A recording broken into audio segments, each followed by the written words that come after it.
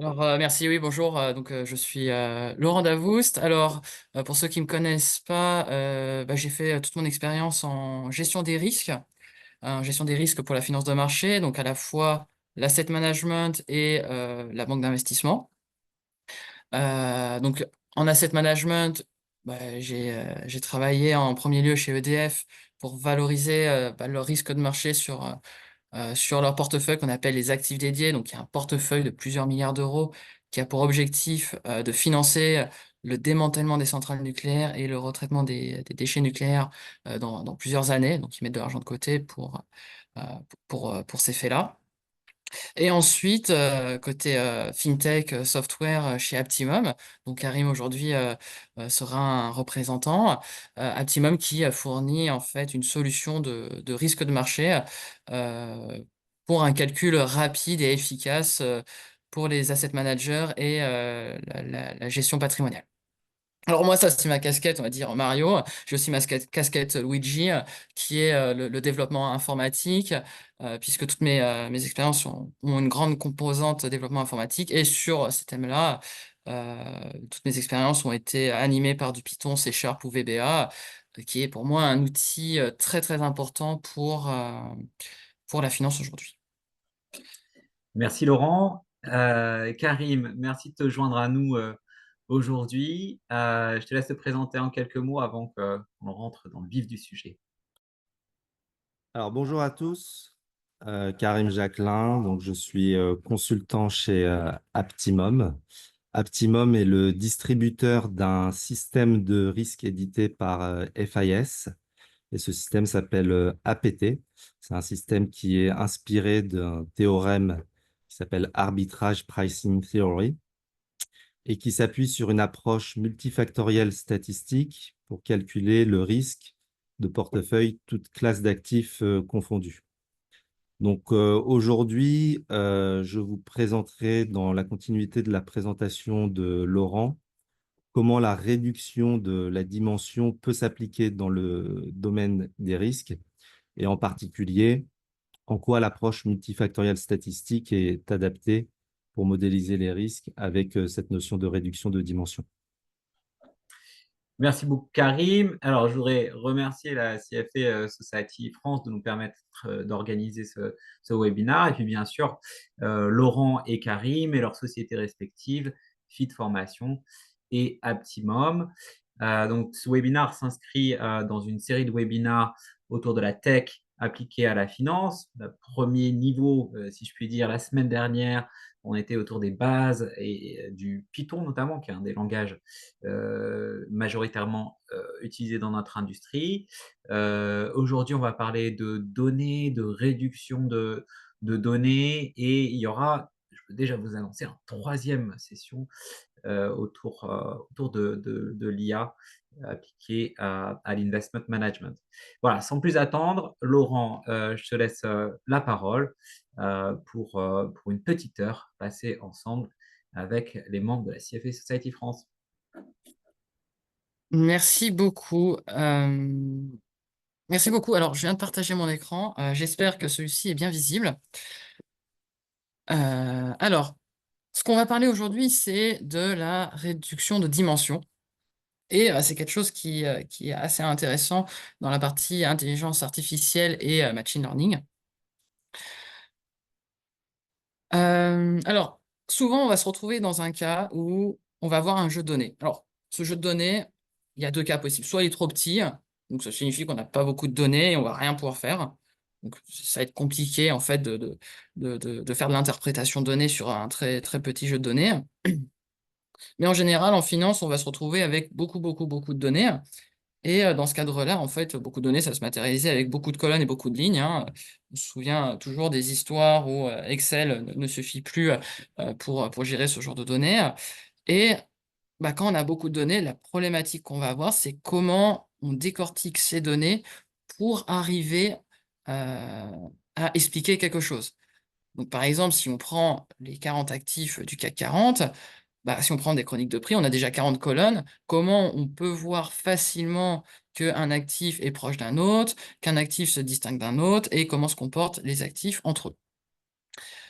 Rien que cette question-là, ça signifie que avoir une grosse dimension complique la vie et va avoir une problématique d'analyse et de gestion de la donnée. Alors pour ça, il y a une technique qui est géniale, qui s'appelle la réduction de dimension, qui permet en fait de dire: «OK, on va réduire, la dimension de notre set de données pour justement avoir quelque chose de beaucoup plus réduit et se ramener à quelque chose dont on a un peu plus la vue en général». Alors, comment ça va se matérialiser? Bah, ça va se matérialiser où, par exemple, ici, on va voir plusieurs chroniques de prix, hein, par exemple, N actif. Donc là, on va prendre un exemple que j'ai pu voir, dans mes expériences professionnelles, qui est celui de on a plusieurs actifs financiers et on cherche à expliquer quelque chose à partir de ces actifs financiers. Donc là, on a plusieurs actifs, hein, on a N assets, on a, plusieurs dates pour chacun des actifs, hein. Par exemple, on peut prendre 50 dates ou 1 an d'historique ou 2 ans d'historique, hein, peu importe. Bah, l'idée de cette réduction de dimension, c'est de passer d'une matrice n fois t à une matrice f fois t, donc une matrice, on va dire, de facteurs, où ces facteurs vont être plus petits, enfin, vont être en nombre plus petit que les n à 7. Et ce qu'on va essayer de chercher, c'est dans ces facteurs, bah, des facteurs qui vont bien représenter nos returns, donc notre marché. Donc, par exemple, si on est sur le marché français, donc si on prend les 40 plus grosses capitalisations françaises qu'on va retrouver dans le CAC 40, bah là, derrière, on va avoir 40 actifs et on va essayer de chercher un nombre de facteurs qui vont suffisamment expliquer le comportement de ces 40 actifs. Alors ça, c'est l'idée de la réduction de dimension. Alors, il y a un petit vocabulaire à avoir quand on parle de réduction de dimension pour un peu expliquer ce qu'on va faire, ce qu'on va dire par la suite. Le premier, c'est quel est le terme dimension. Donc, le terme dimension fait référence aux variables. Donc, une variable dans notre set de données sur le CAC 40, par exemple, bah, c'est un equity, donc Société Générale, BNP, AXA, peu importe. Donc, ça, c'est une variable, hein, ça va être nos colonnes. Donc, la dimension, c'est notre nombre de colonnes. Donc, si je résume à ce que j'ai dit avant, la réduction de dimension va signifier une réduction du nombre de colonnes. Le terme projection, c'est plutôt l'aspect de dire que je vais transformer ma matrice à n colonnes en une matrice à f colonnes, donc avec f plus petit que n. Donc, par exemple, transformer une matrice de 40 colonnes en 2 colonnes. Donc, la projection, c'est le moyen pour effectuer cette réduction. Et enfin, un troisième terme que l'on peut retrouver aussi dans la réduction de dimension, c'est le terme d'orthogonalité. L'orthogonalité fait référence au fait qu'on va essayer et qu'on va trouver des facteurs qui ne vont pas être corrélés entre eux. Donc ça va être un cas spécifique de la réduction de dimension, notamment via des facteurs statistiques. Donc l'orthogonalité, ça signifie quoi? Ça signifie que le facteur, au final, il n'a pas de corrélation. Qui dit pas de corrélation dit que tous les calculs par la suite sont simplifiés et que regarder la sensibilité qu'on va avoir d'un facteur par rapport à une variable sera suffisante pour expliquer un petit peu tout l'ensemble de nos données. Donc voilà 3 mots importants dans la réduction de dimension. Alors, pourquoi on peut faire de la réduction de dimension? Alors, comme je l'ai expliqué, c'est quand on a beaucoup de données qu'on va essayer de les simplifier. Donc, le premier, c'est une simplification de modèle. Ça signifie quoi? Ça signifie qu'en prenant plus que 3 variables à la place de 40, ben, on va simplifier tous les autres modèles. Ça signifie que la relation entre les 40 actifs va être simplifiée à 3 actifs. Donc, il va être plus simple d'analyser les corrélations, en tout cas les relations qu'on va avoir entre les différents actifs. On va avoir aussi une deuxième implication qui est qu'une fois qu'on a simplifié le modèle, on va aussi simplifier les données, puisqu'on va avoir moins de données à, à discuter. Donc ça signifie que on va pouvoir mieux gérer en fait les nouvelles données. Donc derrière, on va plus avoir de grosses problématiques de base de données. Aujourd'hui, si vous avez beaucoup de données derrière, vous avez des problématiques de comment on va gérer la donnée, comment on va la récupérer, etc. Quand on va arriver sur des données réduites, à partir de là, la donnée va être moins grosse, moins conséquente, et du coup, on va pouvoir l'échanger beaucoup plus facilement, notamment via des API, etc. Et la troisième conséquence qui est assez intéressante sur la réduction de dimension, c'est que celle-ci va, en tout cas, pas éliminer le bruit, mais au moins le réduire. Réduire le bruit, ça signifie quoi? Ça signifie enlever le caractère spécifique de certains actifs. Un actif financier, il y a plusieurs choses qui peuvent être spécifiques. Ça va être les caractéristiques de la boîte, ça peut être les annonces de la boîte, etc. Là, ici, en réduisant les dimensions, on va conserver uniquement l'essentiel en fait, de l'information du set de départ.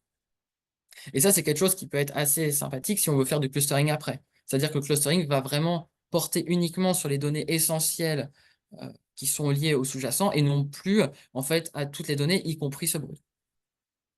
Donc voilà un petit peu un pourquoi sur cette réduction de dimension. Alors la question qu'il y a après le pourquoi, c'est le comment. Et sur le comment, bah, en fait, on va avoir plusieurs types de dimensions, enfin, de réduction de dimension. Le premier, ça va être l'étude de facteurs préspécifiés. Alors si on fait des facteurs préspécifiés, ça signifie de faire de la recherche et développement pour savoir quels facteurs on va intégrer. Un des modèles les plus récurrents dans l'asset management, c'est le MEDAF qui va uniquement prendre en compte un facteur de marché. Sauf que si on regarde en réalité, le facteur de marché, en fait, il explique très peu la relation entre un equity et son facteur de marché. Si vous regardez son R2, qui est un représentant du pouvoir explicatif d'un modèle, c'est-à-dire la variabilité qui va être expliquée sur la variabilité totale, on remarque que seuls 50-60% de la variabilité d'une action va être expliquée par son marché, ce qui est très peu, et donc ça signifie qu'on loupe beaucoup de choses. Alors certes, dans l'histoire, on a trouvé d'autres modèles, hein. On prend le modèle de Fama et French qui tente de rajouter d'autres variables, hein, notamment des variables de style et de size. Mais on remarque que l'instabilité de ces modèles, c'est de revérifier constamment la validité en fait, des variables choisies et comment on les met en place. Par exemple, un Fama et French, on remarque que récupérer de la donnée est coûteux en temps, est coûteux en énergie, et du coup, on a toujours des décalages en fait, sur nos modèles. Le temps de récupérer la donnée, ça me prend du temps, donc mettre en place le modèle, ça met encore plus de temps. Et en plus, si on veut évoluer, bah derrière, ça signifie de faire des backtests, ça signifie de faire plein de choses. Et un modèle qui va être validé en 2024 ne le sera peut-être plus en 2026, puisque les conditions de marché peuvent changer. La dernière famille qui est assez intéressante et qui va être présentée ici, c'est l'utilisation de facteurs statistiques. L'idée du facteur statistique, c'est qu'on va calibrer en fait, nos facteurs à partir d'un jeu de données. Donc, par exemple, moi, dans l'exemple qui va suivre, ça va être calibré à partir des 40 actifs de France, hein, les 40 plus gros actifs de France, donc du CAC 40. Et on va calibrer en fait ces nouveaux facteurs à partir du set de départ et on va en tirer en fait des facteurs purement statistiques, donc qui n'ont pas de sens économique à première vue, mais qui vont être des combinaisons linéaires en fait du jeu d'actifs de départ. Alors, cette méthode qu'on va voir ensemble, ça s'appelle Principal Component Analysis, donc l'analyse en composants principales. Vous le verrez en anglais sous le terme de PCA. Et l'idée du PCA, dans l'exemple que je vais vous donner, c'est de dire que on va extraire des facteurs statistiques orthogonaux. Tout à l'heure, on a parlé de orthogonal, donc corrélation 0, mais qui vont maximiser la variabilité de notre set de départ. Pour ceux qui aiment bien les mathématiques, ça revient en fait à résoudre un programme qui consiste à dire je cherche un facteur, donc par exemple le facteur U1. Ce facteur U1 va avoir des dates, les mêmes dates que nos actions, auxquelles on va en fait maximiser l'explication en fait de ce facteur par rapport à la matrice de corrélation. Donc ça signifie que derrière, on va maximiser la variabilité du set de données. Donc en gros, le premier vecteur qui va être retrouvé, donc ce qu'on appelle un vecteur propre, le premier vecteur va maximiser la variabilité. Donc on va avoir un premier vecteur qui potentiellement va atteindre 40% d'explication de toute ma variabilité. Et pour les vecteurs suivants, ce qu'on va avoir, c'est une décroissance de l'explication de la variabilité du fait que le premier va plus expliquer que le second, puis le troisième, etc. Et on verra que les derniers vecteurs vont quasiment rien expliquer. Souvent, on va se retenir 3-4 facteurs qui vont suffire pour expliquer la variabilité. Alors, à ces vecteurs qu'on a vu U1, on va avoir un calcul qui s'appelle la valeur propre, donc c'est un calcul mathématique qui consiste juste à faire un produit matriciel de U1 par rapport à la corrélation, et ce vecteur propre va être notre explication de variabilité, c'est pour ça qu'on le maximise. Donc concrètement, quand on va voir après l'explication de la variabilité, ce qu'on va faire, c'est ces lambda qui sont des valeurs propres, on va juste calculer le lambda 1 divisé par la somme des lambda, qui va nous donner le pouvoir explicatif du facteur. Pour sortir un peu de la théorie, ce que je vous propose, c'est une petite application en Python. Alors, pour ceux qui ne connaissent pas encore, j'aime beaucoup un outil de tableau de bord qui s'appelle Streamlit, qui permet de faire des tableaux de bord en quelques secondes. Donc, le plus long dans ce genre de projet, c'est de plutôt mettre en place la partie, on va dire, mathématique, la partie donnée. Une fois que la partie donnée est faite, derrière, la partie tableau de bord prend une quinzaine, une vingtaine de minutes pour faire quelque chose d'un peu réactif. Pour information, les supports et les codes seront disponibles à la fin de ce webinaire à travers un lien où vous pourrez récupérer l'ensemble de ces informations. Donc, pas de souci, vous récupérez bien entendu l'ensemble du code qui est présenté ici. Alors là, l'idée de ce code, c'est de justement récupérer des données depuis Yahoo Finance. Hein. C'est une source de données, pas forcément la plus fiable, mais qui contient, on va dire, les plus gros actifs français notamment. Donc là, ce qu'on voit, on a pris les 40 actifs du CAC 40, donc LVMH, L'Oréal, etc. Donc on en a pris 40, enfin 41 pour être précis. Et on va en avoir un de plus qui va être le CAC 40, mais le CAC 40 va juste nous servir pour une visualisation future, donc il sera retiré du set de données de calibration. Donc le CAC 40 est tout de suite retiré. Donc qu'est-ce qu'on va avoir à côté de l'univers? On va avoir des chroniques de prix, donc dictées par code. Donc on a le mapping code et nom juste au-dessus. Donc une fois qu'on a les chroniques de prix, on va faire une ACP. Donc je vais vous montrer les codes Python qui seront associés pour vous montrer qu'en fait, aujourd'hui, il y a des packages comme scikit-learn qui permettent de faire des ACP très rapidement. Dans le cadre de notre exercice, je me limiterai à 5 composants qui suffit. On va voir, ils vont suffire largement pour expliquer pour faire notre réduction de dimension. Alors là, on rappelle un petit peu de comment on fait une ACP. Et vous voyez que pour faire une ACP, une fois que vous avez vos returns, vous avez juste besoin de mettre 3 lignes. Donc avec le sklearn, vous pouvez faire beaucoup de choses, y compris une ACP en 3 lignes. Donc là, on fait le point fit. Le point fit signifie OK, on calibre le modèle. Une fois qu'on a calibré le modèle, la première chose qu'on va se poser comme question, c'est OK, quelle est ma variance expliquée?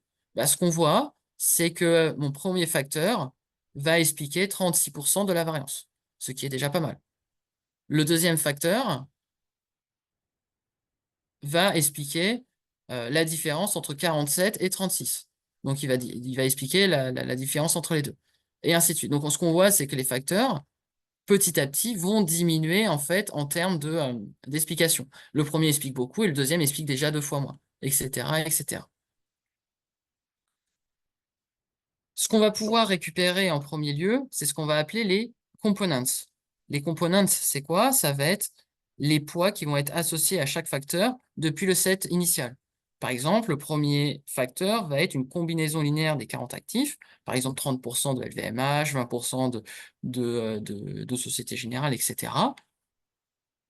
L'avantage de ces sensibilités, c'est qu'on peut les extraire à la fois pour un facteur. Donc un facteur va être composé d'une part des 40 actifs de Société Générale. Par contre, si on veut répliquer la performance de Société Générale au plus proche avec les facteurs, on va le prendre dans l'autre sens et on va avoir cette fois Société Générale, facteur 1, 10%, facteur 2, 3%, etc., etc. Donc les résultats de notre ACP, ça va être cela, les facteurs en colonne, et en ligne, on va avoir les différents titres. Donc ici, Société Générale, c'est moins 20% du facteur 1, plus 31, moins 31% du facteur 2, etc. Par contre, si on veut construire le facteur 0, c'est moins enfin, moins 16% de DG.PA, moins 19% d'ADP, etc. Alors déjà, quelque chose qu'on peut faire, c'est comparer les sensibilités d'un actif à un autre. Donc, par exemple, si je prends Société Générale et BNP, ce qu'on va voir, ce qu'on voit, c'est que Société Générale et BNP ont des sensibilités très proches. Ce qui est assez logique, puisque Société Générale étant une bancaire et BNP étant une bancaire, ils sont sensibles à beaucoup de facteurs en commun. Par contre, si ici je rajoute, allez, on rajoute Aéroport de Paris, ce qu'on voit, c'est qu'Aéroport de Paris se détache un petit peu des deux autres, mais légèrement. Donc, Aéroport de Paris reste assez sensible à la finance, ce qui n'est pas illogique, puisque derrière, on va avoir des notions comment ça s'appelle, de matières premières. Par exemple, si je prends Christian Dior, qui va être plutôt du luxe, là, on va avoir quelque chose encore plus séparé. Christian Dior, qui est en rouge. Là, ici, on voit le deuxième facteur, il est complètement dans l'autre sens par rapport à Société Générale et BNP. Donc là, ici, on sent que bah, le bleu et le rouge clair, Société Générale et BNP sont très proches, alors que ADP se distingue un peu plus que ces deux-là, et Christian Dior se distingue encore davantage. Donc ça signifie que là, on pressent quelques petits rapprochements. Alors souvent, la CP, on va aussi avoir une autre conséquence, c'est que le premier facteur va expliquer le plus euh, la variabilité du marché. Ça va se concrétiser comment? C'est que si on le rapproche au CAC 40, on va avoir une performance très proche du CAC 40. Donc là, le facteur qui explique le plus est assez proche du CAC 40. Ce qui amène aussi à une conclusion, c'est que si on cherche à trouver un facteur de marché, bah, le premier facteur d'une ACP peut donner un bon indicateur d'un marché. Juste à titre comparatif, hein, si je change le facteur 0 et je mets au deuxième facteur, donc si je mets le facteur 1, vous voyez que les deux courbes ne se ressemblent plus. Pareil pour le troisième, etc. Le troisième, on voit bien qu'il n'y a pas du tout de corrélation entre les deux. Et enfin, un petit dernier graphique qui me semble assez important pour la CP et avant de donner la parole à Karim sur un cas concret, sur le cas d'Aptimum, c'est bah, de tracer en fait, de regrouper en fait les sensibilités de tous les titres sur le facteur 0 et le facteur 1. Le facteur 0 étant celui qui explique le plus, le facteur 1, celui qui explique légèrement moins, mais qui est en deuxième position. Bah, en fait, ici, on a tous les actifs. Donc, par rapport à leur sensibilité, on peut tracer les actifs. Et ce qu'on voit, par exemple, ici, c'est que Crédit Agricole est très proche de AXA, qui est très proche ici de BNP, qui est très proche de Société Générale. Donc là, on retrouve toutes les bancaires qui sont ici. Si on regarde là, on voit Christian Dior, Kering, LVMH, et Hermès. Donc, on voit le luxe qui est assez concentré. Donc, en fait, on peut faire du clustering assez facilement après une ACP pour justement bah, créer des secteurs homogènes, en tout cas des comportements homogènes. Et une des stratégies qu'on pourrait mettre en place, c'est de se dire, bah, en fait, les bancaires, elles se ressemblent. Est-ce qu'il y en a une qui va me plaire plus qu'une autre?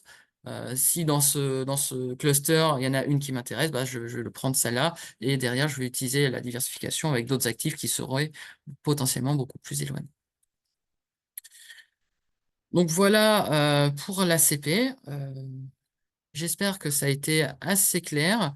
Ce que je peux proposer, s'il y a des questions dans la partie Q&A, bah, c'est de répondre à deux, trois questions si vous avez.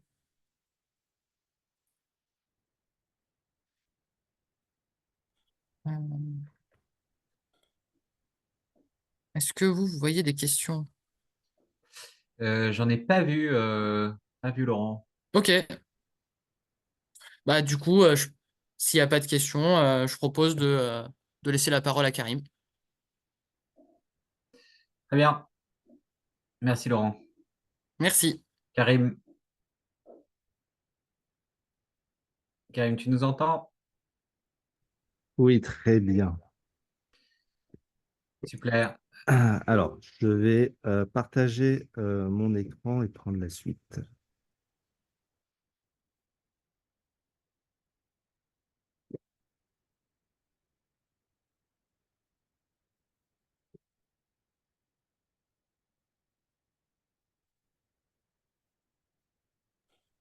OK. Donc, vous voyez mon écran?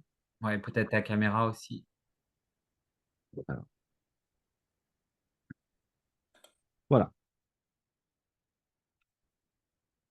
Alors, je vais illustrer le propos de Laurent avec une application qui s'appelle APT, qui est un outil de calcul de risque multifactoriel statistique. Et en effet, la réduction de dimension est une problématique importante lorsqu'il s'agit de calculer les risques. Réduire la dimension lorsqu'on calcule les risques, ça revient à construire un modèle multifactoriel. Alors, un modèle multifactoriel, c'est un modèle qui va décomposer le rendement et le risque des actifs en deux composantes. La première composante, c'est la composante systématique. Donc, c'est le risque systématique, le risque qui est partagé entre les actifs et qu'on va mesurer comme étant la sensibilité des titres aux facteurs du modèle. Et donc, on aura un nombre de facteurs qui sera naturellement inférieur au nombre de titres. On a bien une réduction de la dimension. La deuxième composante, c'est le risque spécifique, c'est-à-dire le risque qui va être propre à chaque actif et qui ne va donc pas être sensible aux facteurs du modèle. Donc, dans cette courte présentation, je vais vous présenter comment réduire la dimension et donc passer de la méthode traditionnelle de variance-covariance à un modèle multifactoriel, mais pas n'importe quel type de modèle multifactoriel, un modèle multifactoriel statistique, et donc qui s'apparente à ce que Laurent a expliqué, à savoir d'extraire des axes qui sont parfaitement indépendants les uns des autres et qui expliquent un maximum de la covariance, des comouvements qui existent entre les actifs. Ça, c'est le premier point. On verra aussi que la séparation entre le risque systématique et le risque spécifique, ce n'est pas juste une commodité de calcul qui va permettre de simplifier les calculs pour calculer un risque de portefeuille, mais c'est surtout une condition nécessaire, absolue, si on veut correctement mesurer le risque d'un portefeuille. Et donc, on verra pourquoi. Et enfin, on verra comment passer des facteurs statistiques qui n'ont pas de signification économique directe à une interprétation de ces facteurs sur des variables interprétables, des variables explicatives qui vont permettre de comprendre le risque des portefeuilles. Alors, tout d'abord, lorsqu'on calcule le risque d'un portefeuille avec la méthode de variance-covariance, ce qui va compter, ce sont les volatilités des actifs, les variances des actifs. Donc, si vous avez une matrice de variance-covariance, sur la diagonale, vous allez avoir les variances de chacun des actifs. C'est un des paramètres, mais ce n'est pas le seul paramètre. Il y en a un qui compte beaucoup, c'est aussi les comouvements qui existent entre les actifs. Et donc, dans cette matrice de variance-covariance, ça va être tous les termes de covariance qui sont en dehors de cette diagonale. À partir du moment où vous avez cette matrice de variance-covariance, vous allez pouvoir calculer la variance d'un portefeuille et donc la volatilité de ce portefeuille, qui est la racine carrée de la variance, en appliquant des formules mathématiques ou en procédant à quelques opérations matricielles qui vont permettre de calculer le risque en tenant compte des effets de diversification qui peuvent exister entre les actifs. Donc ça, c'est la première méthode de calcul de risque qui existe depuis les années 50 et qui a été introduite par Markowitz, mais qui présente plusieurs écueils qui sont bien documentés et bien connus. Le premier, c'est celui dont a parlé Laurent, c'est la dimension. Donc, si vous avez un univers de 10 000 titres, et donc il est difficile d'envisager de maintenir une matrice de variance-covariance de 10 000 fois 10 000. Ça va faire beaucoup de chiffres, ça va être lent à calculer, compliqué à manipuler. Donc, il y a une problématique calculatoire. Ce n'est pas la problématique la plus importante. La problématique la plus importante, ça va être l'instabilité de ces matrices de variance-covariance. Il est connu que si vous calculez ces matrices de variance-covariance dans le temps, vous allez avoir des chiffres qui sont assez instables et qui font que le modèle va être très, très difficilement utilisable par un gérant de portefeuille. Enfin, cette matrice de variance-covariance va nous donner des indications sur les co-mouvements de titres pair à pair, mais ne va pas expliquer les relations qui existent entre les titres et donc les facteurs qui vont influencer les co-mouvements des titres. Et donc, on va pouvoir stocker ces informations dans une matrice de variance-covariance, mais ça ne va pas nous renseigner. Donc, c'est juste ce que l'on appelle du data mining. Le but des modèles multifactoriels, ça va être justement d'adresser ces trois problématiques. Donc, de réduire la dimension, de rechercher une certaine stabilité et surtout de comprendre les relations qui existent entre les titres.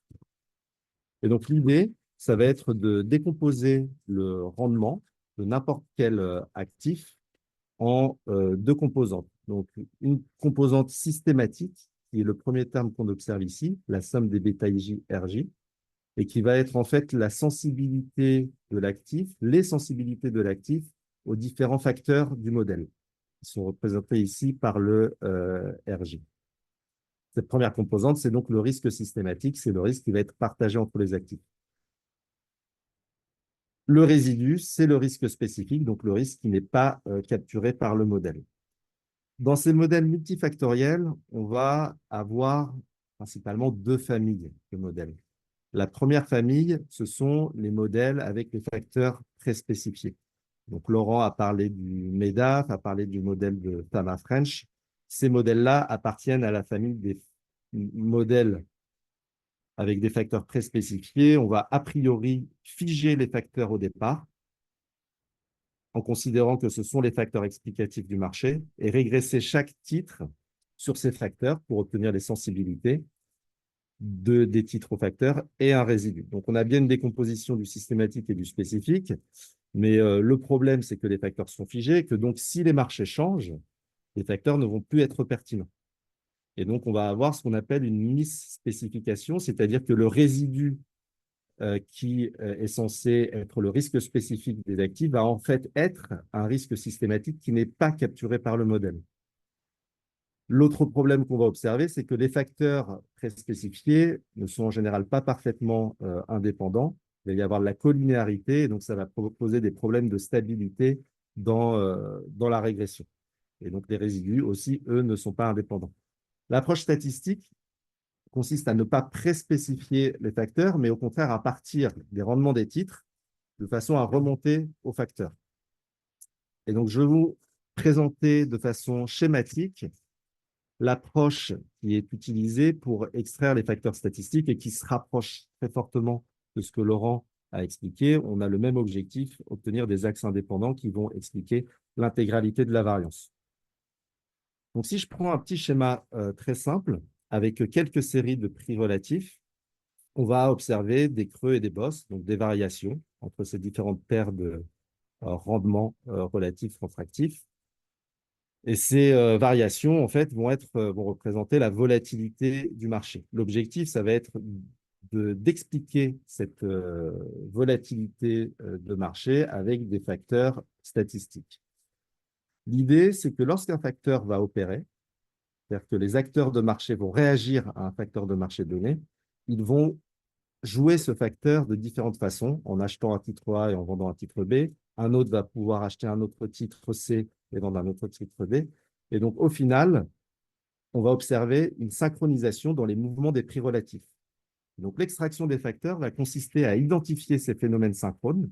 On en observe un ici, au milieu de la série. Et donc, on va pouvoir extraire une première série de rendements qui va expliquer une partie de la variance, c'est-à-dire la somme des bosses expliquées par le facteur divisé par la somme des creux et des bosses qui a expliqué. Et donc, on a notre premier facteur, notre première composante, si on considère que c'est une analyse en composante principale, qui explique 6% de la variance. Une fois qu'on a expliqué les rendements par ce facteur, on va nettoyer ce qui est expliqué par ce facteur et répéter l'opération, donc extraire un deuxième facteur ici en orange, parce qu'on va observer les synchronisations sur les séries 1, 2 et 4. On va nettoyer ce qui est expliqué par ce facteur et répéter l'opération. On va répéter l'opération jusqu'à ce qu'il n'y ait plus de synchronisation entre les actifs. Et de cette façon-là, on est assuré d'avoir une explication maximale du risque du marché, parce qu'on ne s'arrêtera d'extraire les facteurs que lorsque les résidus sont parfaitement indépendants les uns des autres. L'autre avantage de ça, c'est que les facteurs par construction vont être parfaitement indépendants les uns des autres. Les résidus le sont aussi, donc on va être dans un repère qui va être parfaitement orthogonal. Et enfin, le dernier avantage, c'est qu'on va avoir un caractère auto-adaptatif. Pour construire un modèle standard, on va utiliser une fenêtre d'observation de 3 ans et demi. On va faire glisser cette fenêtre d'observation de proche en proche, donc toutes les semaines ou au minimum tous les mois, de façon à ce que si de nouveaux facteurs apparaissent, ils vont être capturés par le modèle. Et donc, c'est ce qui explique que cette approche statistique garantit un pouvoir explicatif qui est en tout temps maximal. La raison, elle est simple, c'est que les facteurs seront extraits de proche en proche, là où le modèle, avec les facteurs très spécifiés, va figer ces facteurs au début. Et donc, comme le marché se transforme, le pouvoir explicatif du modèle, c'est-à-dire le R2, va décroître jusqu'au moment où les facteurs manquants dans ce type de modèle vont être réintégrés, ce qui explique qu'on revient à des niveaux qui sont satisfaisants. Mais dans l'intervalle, on a vécu avec une confusion entre le systématique et le spécifique. Alors, au final, dans un modèle multifactoriel statistique, on n'a pas besoin d'énormément de facteurs pour réduire la dimension. Sur un modèle à 600 000 actifs, qui va contenir des actifs listés, non listés, des actions, des obligations, on va avoir un nombre qui est de l'ordre de 100 facteurs. Donc, on passe de 600 000 actifs à 100 facteurs. Chaque actif, Laurent a montré des actions, mais on peut aussi le représenter pour des fonds, va pouvoir être représenté par ses sensibilités aux facteurs du modèle dans l'espace orthogonal multifactoriel APT. Et donc ici, on a une représentation de quelques fonds, donc des fonds actions, comme Crédit Mutuel Europe Value ou Lazare Alpha Europe, qui vont avoir des représentations assez proches, et donc ce qui signifie qu'ils ont des stratégies comparables. On a un autre cône, ici un autre cluster de fonds obligataires, et enfin un dernier cluster de fonds de matières premières. Donc ça, c'est le premier point, la réduction de la dimension qui peut être réalisée de façon fiable avec une approche statistique et aussi qui va permettre de garantir une explication maximale au fil du temps. Le point important, c'est que cette séparation entre le systématique et le spécifique va être absolument indispensable pour bien mesurer le risque d'un portefeuille. Ici, je vais prendre un indicateur de risque relatif qui est la tracking error ex-ante annualisée. Je calcule entre mon portefeuille et mon benchmark une tracking error ex-ante de 4%. Ça veut dire que si je fiche mon benchmark à 100, je vais pouvoir tracer une première enveloppe de risque à plus ou moins 4%. Vous pouvez voir en pointillé vert, et une deuxième enveloppe de risque à plus ou moins 8% à horizon d'un an, qui correspond à plus ou moins de tracking error. La question va être de savoir quelle est la probabilité de rester dans cette première enveloppe de risque et la probabilité de rester dans deux enveloppes de risque. Si je suppose que mes rendements suivent une loi normale, alors mes probabilités sont toutes données. J'ai 68% de chance d'avoir une variation qui est de l'ordre de plus ou moins un écart-type, plus ou moins une tracking error, et 96% de chance d'avoir une déviation de plus ou moins 96%. Et donc, ce que je vais vouloir vérifier, c'est si mon calcul de risque ex-ante est robuste.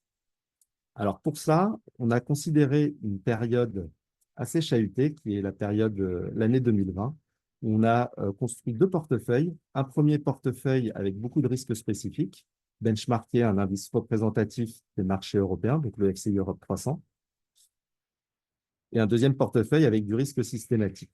Donc, on voit qu'effectivement, pendant cette période, vous l'avez certainement tous en tête, les marchés ont été assez chaotiques avec des drawdowns très importants de l'ordre de 30% pendant la crise du Covid, ce qui signifie que les risques se sont matérialisés. Donc, ça va être assez intéressant pour notre étude. Donc, ce premier portefeuille a une tracking error ex-ante de 4%. Et on le voit, l'essentiel de la tracking error, 80% de la tracking error, est de nature spécifique. Lorsqu'on a une tracking error qui est spécifique, on peut s'appuyer sur la loi normale. Parce que d'après le théorème central limite, les résidus étant indépendants les uns des autres si on considère qu'ils sont identiquement distribués, un portefeuille suffisamment diversifié, avec uniquement du risque spécifique, va avoir une distribution qui est celle de la loi normale. Et effectivement, lorsqu'on superpose la performance du portefeuille en relatif par rapport à son benchmark, on va rester dans les enveloppes de risque et les probabilités de la loi normale tiennent la route. On remarque aussi que la performance relative est décorrélée du benchmark. Deuxième cas de figure, cette fois, on va avoir la même tracking error exemptée de 4%, mais cette fois, la nature de la tracking error va être inversée. C'est-à-dire qu'on va avoir 81% de risque systématique et seulement 19% de risque spécifique. Donc, le même niveau de tracking error, mais une décomposition de la tracking error qui est différente entre le systématique et le spécifique. Alors, que se passe-t-il pour ce portefeuille sur l'année 2020? Eh bien, on voit qu'on a atteint la 5e enveloppe de tracking error au point le plus bas. Atteindre 5 tracking errors, si on suppose que les rendements suivent une loi normale, c'est tout simplement impossible. Et en réalité, l'hypothèse qui est mauvaise, c'est l'hypothèse de loi normale, puisque autant les risques spécifiques, on peut considérer qu'ils suivent une loi normale, les risques systématiques, eux, suivent des lois de distribution avec des queues plus épaisses. Et donc, considérer la loi normale revient à sous-estimer le risque. En revanche, si on a bien fait cette séparation entre le systématique et le spécifique, on peut construire des indicateurs de risque avancés, comme la tracking at risk, qui va permettre de bien probabiliser les déviations potentielles du portefeuille par rapport au benchmark. Et donc ici, la tracking at risk 96% calculée par APP, effectivement, encadre bien la performance relative du portefeuille et du benchmark. Donc, pour bien calculer son risque, il faut avoir une distinction précise du systématique et du spécifique, ce que ne permettent pas d'obtenir les matrices de variance-covariance. Et ce qui est permis, mais de façon assez faible avec les modèles multifactoriels préspécifiés, parce que ces facteurs ne capturent pas l'intégralité du risque systématique. Alors ça, c'est une chose, mais la deuxième chose, ça va être de comprendre les expositions et de pouvoir décomposer le risque du portefeuille. Les facteurs statistiques, on l'a vu, n'ont pas d'interprétation directe. Donc, on va avoir des composantes, des séries de rendements, qui vont être les composants élémentaires du risque, mais il ne va pas y avoir d'identité entre le facteur 1 et un facteur interprétable, par exemple le pétrole, ou la croissance, ou la taille de capitalisation. Alors, comment passer des facteurs statistiques à des variables interprétables?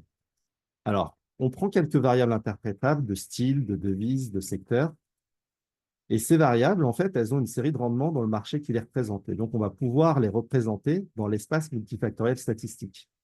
Donc, pour le yen, on va avoir ce profil de risque. Donc, les bêtas du yen aux facteurs statistiques du modèle. Pour value, on va avoir un autre vecteur, et ainsi de suite.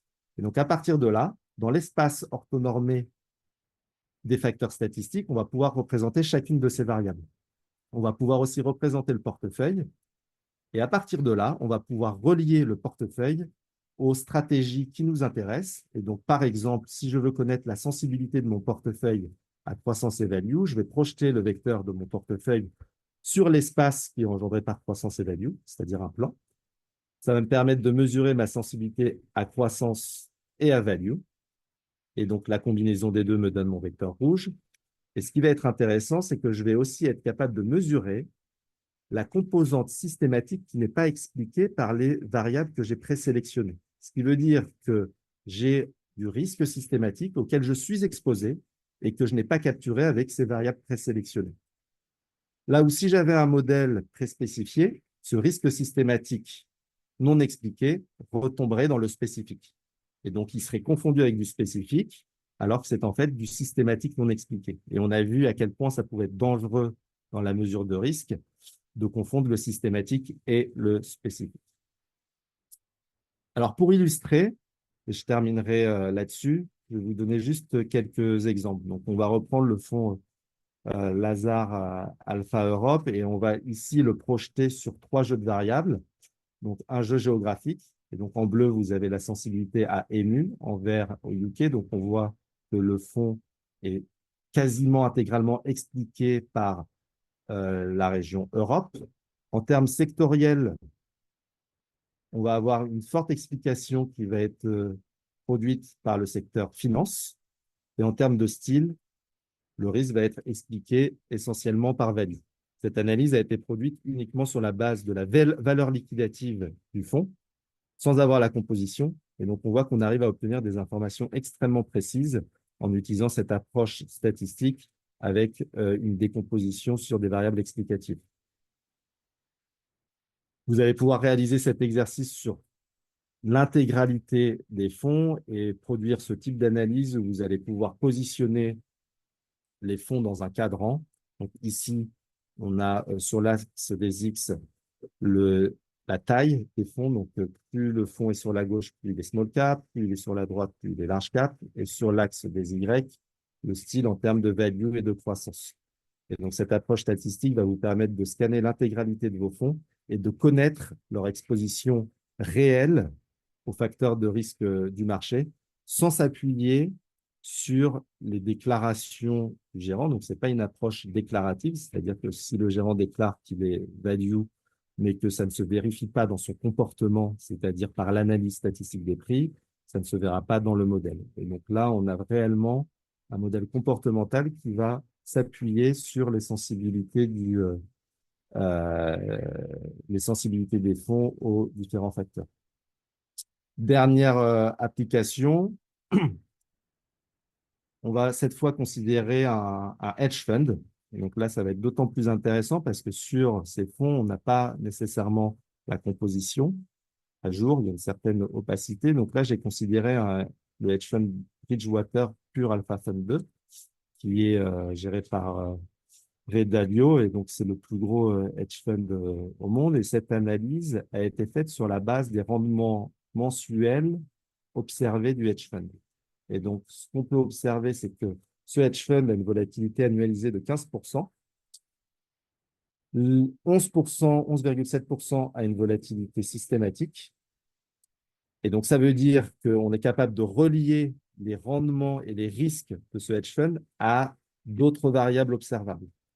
Et on a 9% de risque spécifique. Donc, au total, on a 58% du risque qui va être expliqué par du risque systématique, donc on peut relier à d'autres variables.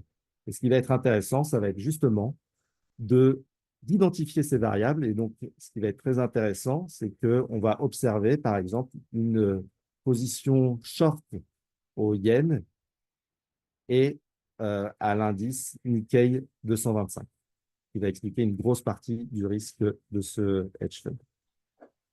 Voilà, C'est-à-dire, Karim, oui, juste une question que je me pose, sans connaître la composition de ce hedge fund, simplement en essayant d'expliquer quels sont les facteurs de performance et de risque, tu es capable d'inférer la composition? tout à fait. En fait, ça va être un processus en deux étapes. Donc, on a les rendements observés du hedge fund. À partir du moment où on a ces rendements observés, on va pouvoir les régresser sur les facteurs statistiques du modèle. Et donc, ça va nous donner les coordonnées, si je reviens un petit peu en arrière, les coordonnées du hedge fund dans l'espace multifactoriel statistique. Dans cet espace multifactoriel statistique, je vais avoir aussi toutes les variables, tous les indices, tous les actifs listés. Et donc, à partir du moment où j'ai représenté mon hedge fund et toutes les autres variables dans le même espace, je vais être capable de retrouver une combinaison de vecteurs qui vont me permettre de reconstituer le risque de ce hedge fund. Et donc, en l'occurrence, la composition que je peux retrouver, c'est celle-ci. Il se trouve que cette combinaison linéaire d'indices a une corrélation systématique de 1 avec le hedge fund et un bêta systématique de 1. Donc, j'ai réussi à expliquer, avec cette composition, 58% du risque du hedge fund. Donc, pas l'intégralité, parce qu'il y a une partie du risque qui est systématique et qu'on peut donc recomposer, et une autre qui est spécifique. Donc, celle-là, on ne pourra pas la répliquer. Mais ça donne une idée, c'est ça qui est intéressant, des stratégies sous-jacentes des actifs que j'analyse. Ok, et encore une fois, tu n'as aucun besoin de connaître la composition, même à un instant T dans le passé. C'est uniquement. Tout à fait. C'est uniquement fait sur la base des valeurs liquidatives. Très bien, inspirant. Alors, Je termine avec ça. Voilà, donc d'autres exemples qu'on ne verra pas aujourd'hui, mais qui sont tout aussi intéressants lorsqu'on travaille avec des modèles multifactoriels statistiques, c'est l'optimisation et la construction de portefeuilles, le clustering des fonds, qu'on a un petit peu entreaperçu lorsque j'ai représenté les fonds dans l'espace multifactoriel statistique, et puis des exercices, par exemple, d'attribution de performance comportementale, ce qu'on peut appeler la factor-based performance attribution. Merci à tous. Merci beaucoup, Karim. On a quelques questions. Alors, il y avait une question de Vincent qui était il y a 30 minutes. Comment identifier les facteurs? Euh,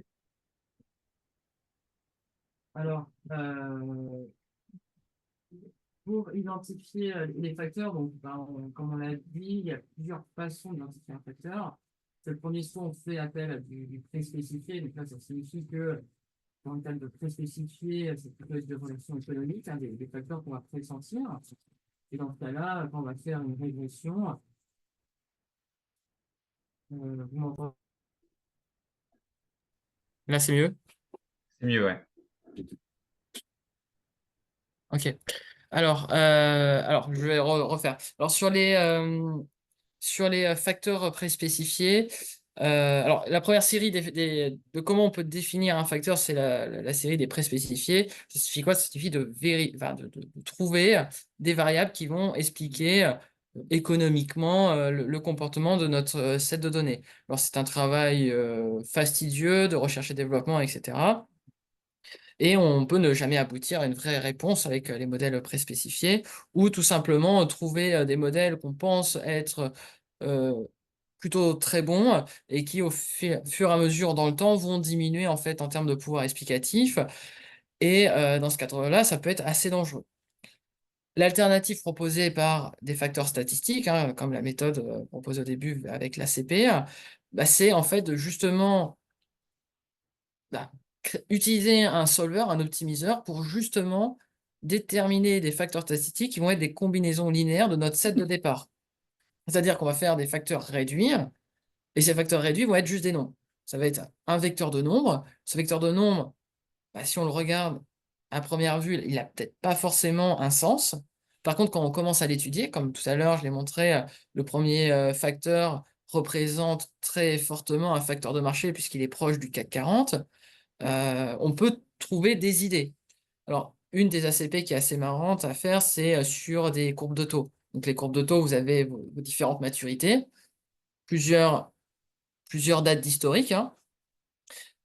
Bah, ce que vous allez voir, c'est si vous faites une ACP sur votre courbe de taux, vous allez avoir votre premier vecteur, enfin, votre premier facteur qui va représenter en fait un point fixe, donc une sorte de point de gravité de votre courbe de taux. Le deuxième va représenter la courbature, donc savoir est-ce qu'il est pentu ou pas. Et le dernier va représenter un effet, on va dire, un peu butterfly, c'est-à-dire est-ce que il est curvé de manière linéaire ou est-ce qu'il a des petits sauts pour montrer, en fait, des fois, on voit sur la courbe de taux un effet un petit peu retour à long terme, un petit peu plus bas qu'à milieu terme. Donc, en fait, on va avoir sur ce troisième facteur l'identification de cet effet, on dit papillon. Donc, en fait, l'ACP va déterminer des facteurs par optimisation, du coup, statistiquement uniquement. Et en termes de résultats, bah, c'est à analyser en fait les facteurs, ce que ça peut donner. C'est des combinaisons linéaires de tous les titres. Donc, à partir de là, on peut retrouver des explications économiques. Donc, purement statistique. Merci Laurent. Il y a d'autres questions. Donc, juste avec les rendements historiques, on peut deviner la composition des fonds par itération. Alors, une partie de la composition, mais Karim, si tu veux prendre la question, on peut déterminer ou inférer la partie systématique, ou en tout cas les facteurs systématiques. Karim, tu veux prendre la question peut-être? Oui, alors effectivement, pour avoir des idées de la stratégie du fonds, vous avez deux possibilités. Soit vous avez la composition de ce fonds, la transparence, et à partir de là, vous pouvez observer la composition, les poids, procéder aussi à des analyses de risque comportemental, c'est-à-dire projeter le vecteur du fonds, le vecteur systématique, sur des stratégies identifiées. C'est la première possibilité. Si vous n'avez pas accès à la composition du fonds.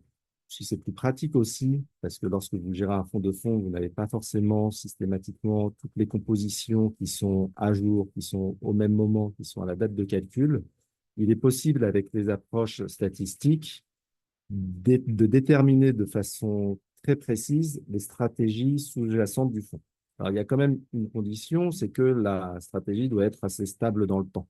Parce que si le fonds change systématiquement de stratégie, vous allez en fait observer une partie de risque spécifique qui va être assez importante, donc le risque systématique va diminuer. Mais si la stratégie est assez stable, vous allez avoir un risque systématique qui va être suffisamment important et que vous allez donc pouvoir expliquer. Parce que, on le répète, en fait, le risque systématique, on l'a bien compris, c'est le risque qui est partagé entre les actifs. À partir du moment où un actif, que ce soit un titre vif, un fonds, un hedge fund, présente du risque systématique, ça veut dire qu'on va être capable de répliquer ce risque avec d'autres actifs. Et donc, la projection du risque systématique sur des variables interprétables, on va la faire sur des fonds traditionnels, ce qui va permettre de scanner des dizaines, des centaines de milliers de fonds et donc de connaître leur stratégie sous-jacente. Ça va aussi permettre de faire du clustering. Et donc, lorsqu'on note des fonds dans des catégories qu'on veut homogènes, on va utiliser cet algorithme statistique pour clusteriser l'univers des fonds et déterminer des fonds qui ont des stratégies comparables. Ça va aussi marcher pour les hedge funds, comme on l'a vu. Et donc, on va être capable de retrouver les stratégies sous-jacentes de ces fonds par le jeu des relations qui existent entre le vecteur systématique du hedge fund et les vecteurs systématiques des actifs listés plutôt traditionnels. Merci Karim. Une dernière question en pré-spécifié. Tu la vois la question, Karim? Oui. Non. Non, pardon. Ok, je vais te la lire. En pré-spécifié, on pourrait prendre zone géographique et secteur. Est-ce qu'il n'aurait pas un pouvoir explicatif plus important que les deux facteurs Fama French, taille et style, en plus du facteur marché, bêta? Oui, alors c'est une bonne question. Effectivement, plus on va ajouter des facteurs très spécifiés dans le modèle, plus le pouvoir explicatif du modèle va avoir tendance à augmenter. Le problème, c'est que il restera toujours du risque systématique qui ne sera pas expliqué par les facteurs qui sont préspécifiés. Il va rester des combinaisons de risques systématiques qui ne vont pas être directement capturables par des indices interprétables. Et donc, on va avoir une partie de ce risque systématique qui ne va pas être capturé, qui va être considéré comme du risque spécifique.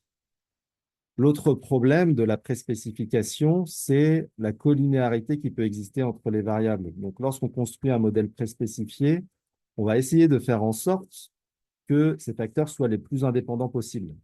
Parce que ce qu'on sait, c'est que lorsqu'on fait de la régression, si les facteurs sont collinéaires, les bêtas vont être assez instables. Et donc ça, ce n'est pas une propriété qui est souhaitable.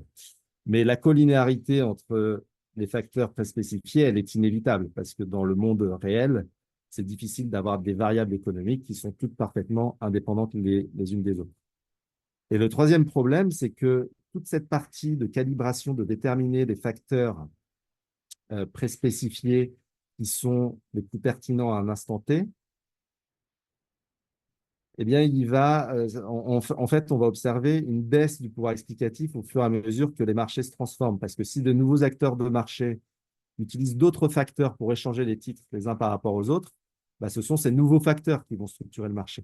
Et donc, si on reste avec les jeux de facteurs identifiés au départ, on va, une fois de plus, confondre le systématique et le spécifique. Alors, c'est non seulement dangereux pour la mesure de risque, mais ça l'est d'autant plus lorsque l'on optimise des portefeuilles, parce que lorsqu'on fait appel à un optimiseur, l'optimiseur va s'appuyer sur le modèle de risque qui lui est donné. Et ce qu'il va chercher à faire, c'est réduire le risque en s'appuyant sur les facteurs systématiques.